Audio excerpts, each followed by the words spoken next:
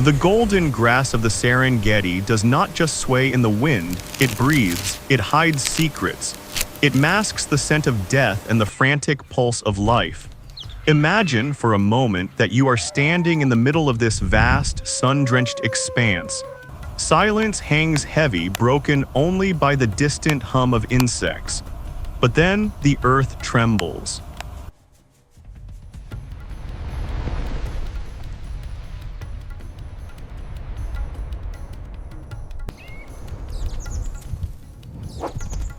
Suddenly, a blur of tawny gold and white streaks across your field of vision.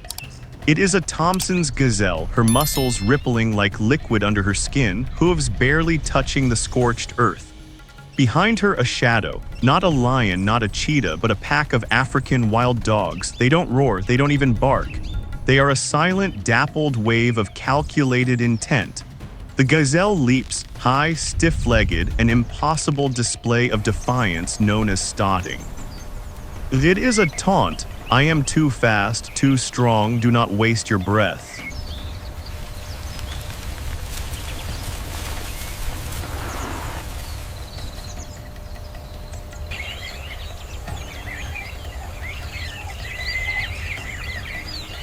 This is not just a hunt. This is the opening note of a symphony that has played for millions of years. This is the story of the African Savanna, a place where every heartbeat is earned, every breath is a victory, and every creature is a master of their own destiny. Today, we step into the dust and the blood to understand the true architecture of survival.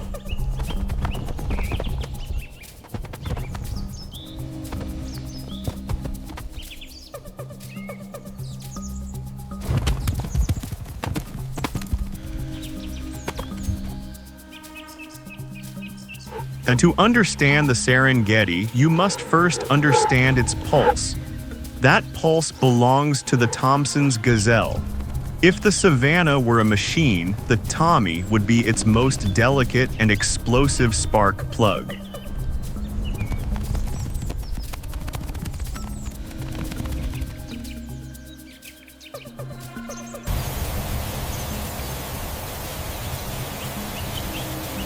Small, weighing barely 60 pounds, these creatures are the athletes of the herbivore world. When they move, they don't just run, they flicker like a flame in a gale. Reaching speeds of up to 80 kilometers per hour, they are among the few creatures capable of outmaneuvering a cheetah in a long-distance duel. But speed is a secondary tool. Their primary weapon is agility.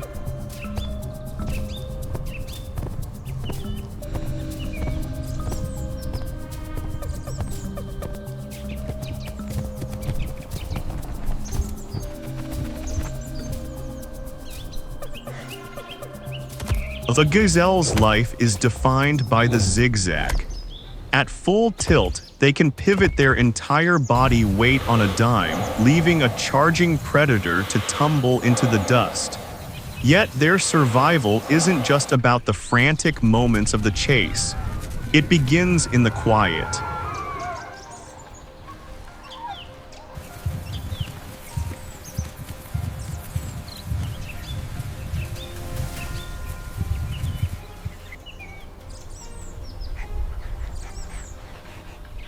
When a fawn is born, it doesn't join the herd immediately. It is a creature of the hidden. For the first weeks of its life, it learns the most difficult lesson in nature, absolute stillness. While the mother grazes hundreds of yards away to distract predators, the fawn lies in the tall grass, its heart beating slowly, its scent minimal, becoming one with the earth.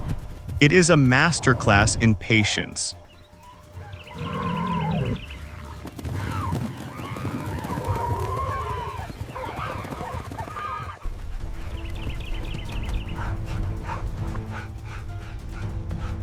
And then there is the stotting.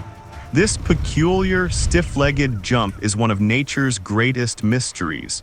Why would an animal, under the threat of death, waste precious energy jumping vertically? It is a psychological play.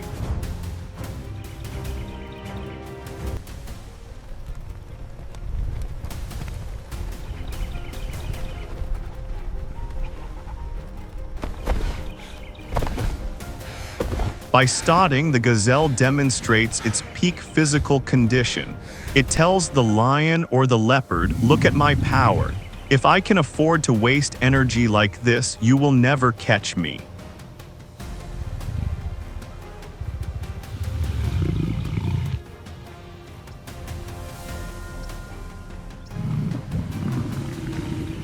It is a luminous challenge thrown into the face of death, a reminder that in the wild, confidence is just as lethal as a claw. The gazelle is more than just prey. It is the fundamental energy converter of the ecosystem. It transforms the sun-soaked grass into the protein that fuels the great predators. Without the gazelle's frantic heartbeat, the entire rhythm of the African plains would fall silent.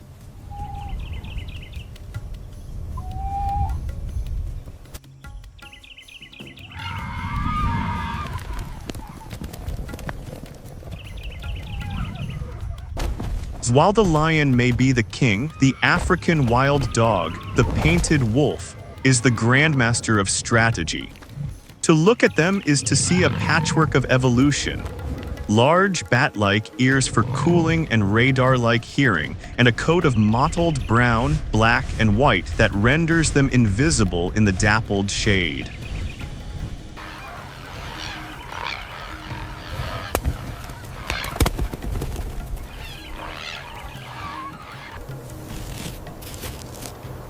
Unlike the feline predators that rely on the element of surprise and a single crushing blow, the wild dog reigns through the mastery of the collective. They are the most successful hunters in Africa, with a kill rate exceeding 80%. Compare that to the lion's 30%, and you begin to realize that harmony is deadlier than brute force.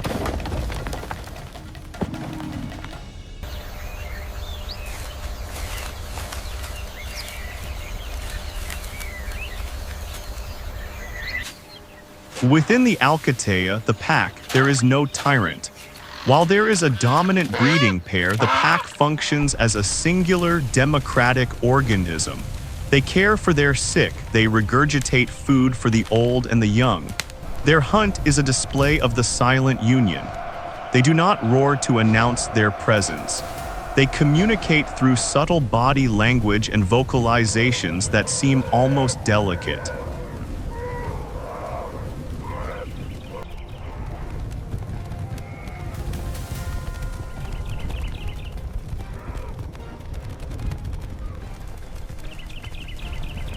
When the hunt begins, it is a game of attrition.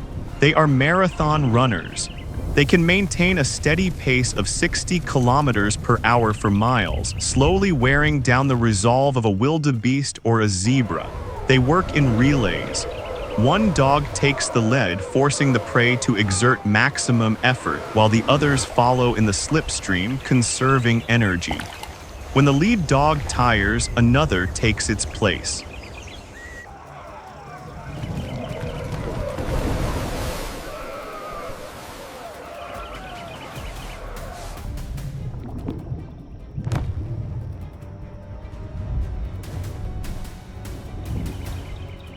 They are the invisible strategists. Their presence is so formidable that even hyenas known for their aggression will think twice before challenging a coordinated pack of wild dogs. By culling the weak and the sick with surgical precision, they ensure that the herds remain strong. They are the regulators of life, ensuring that no species becomes a burden to the land. They teach us that the strength of the individual is nothing compared to the power of a unified purpose.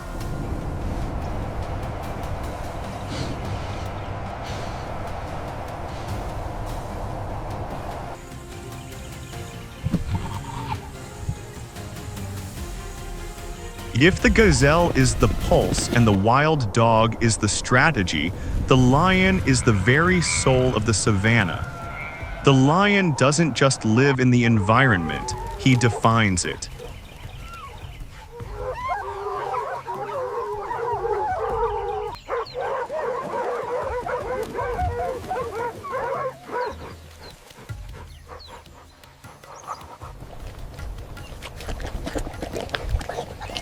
The male lion is a fortress of muscle and mane. His role is often misunderstood as one of leisure, but in reality, it is a life of brutal responsibility. He is the guardian of the lineage. His roar, a low-frequency vibration that can be heard 5 miles away, is a boundary marker. It says, "This soil is mine, this bloodline is protected." Every scar on a male lion's face tells a story of a territorial battle, of an intruder repelled, of a legacy maintained through pure, unadulterated impact.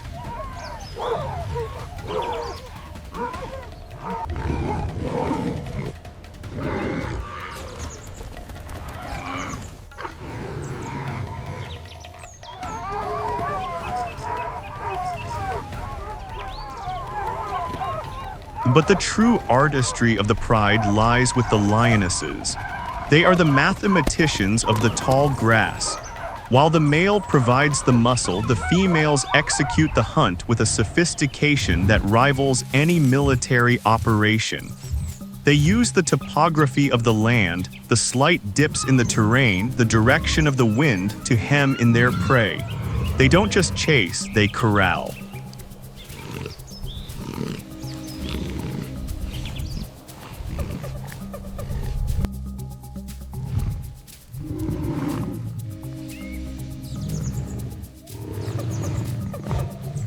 One lioness might act as the decoy, showing herself just enough to push the herd toward a hidden ambush. When the strike comes, it is a fusion of power and silence. The pride's survival is not just about the kill, it is an ecological service. By regulating the population of large herbivores, they prevent overgrazing.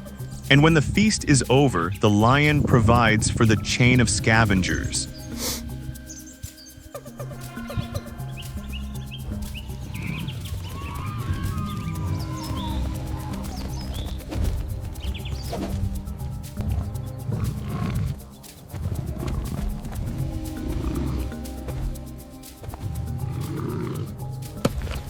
The vultures, the jackals, the beetles. The entire hierarchy of the Serengeti dines at the table the lion has set. The lion embodies the guardian of the ancestral order. His existence keeps the symphony of life in compass, ensuring that the cycle of birth and rebirth continues without faltering. The Serengeti is not merely a collection of animals. It is a living, breathing architecture of survival. And at the top of this architectural firm are the elephants.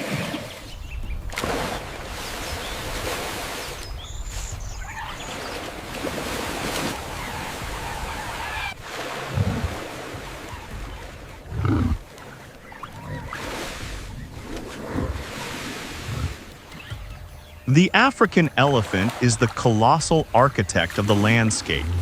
With their immense strength, they do what no other creature can. They transform the geography. By knocking down old trees, they clear space for new grass to grow, providing food for the gazelles and zebras. They dig into dry riverbeds with their tusks, creating water holes that sustain hundreds of other species during the drought. They are the dispersers of seeds, carrying the future of the forest in their bellies across vast distances. Without the elephant, the savanna would become an impenetrable thicket, and the green sea would wither.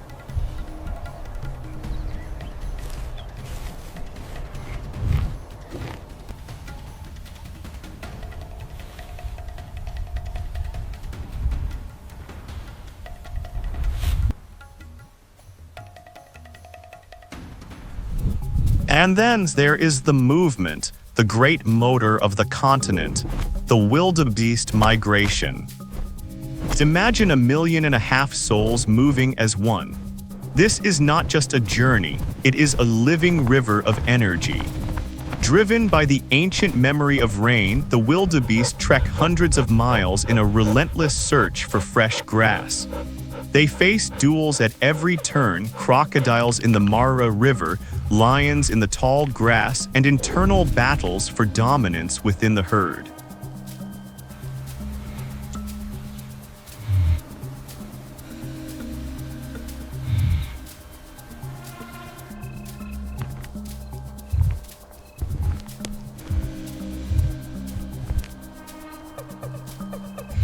Their movement is what drives the nutrient cycle of the entire continent.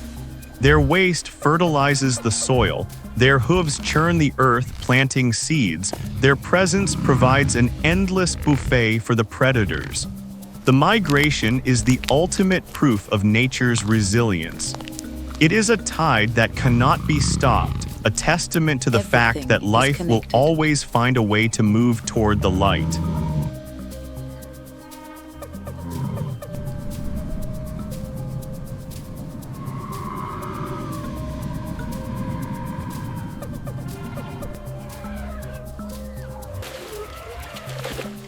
Nature does not apologize for its harshness, nor does it brag about its beauty. It simply is.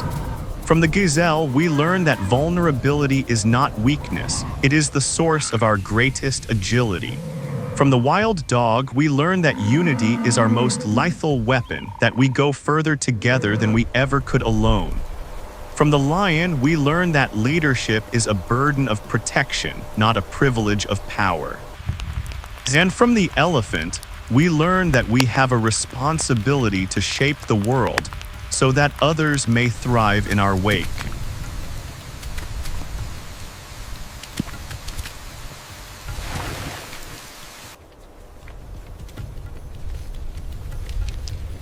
If you found inspiration in the heart of the wild today, please hit that subscribe button, ring the notification bell, and give this video a thumbs up. It helps us continue to bring these stories of the natural world to life. Until next time.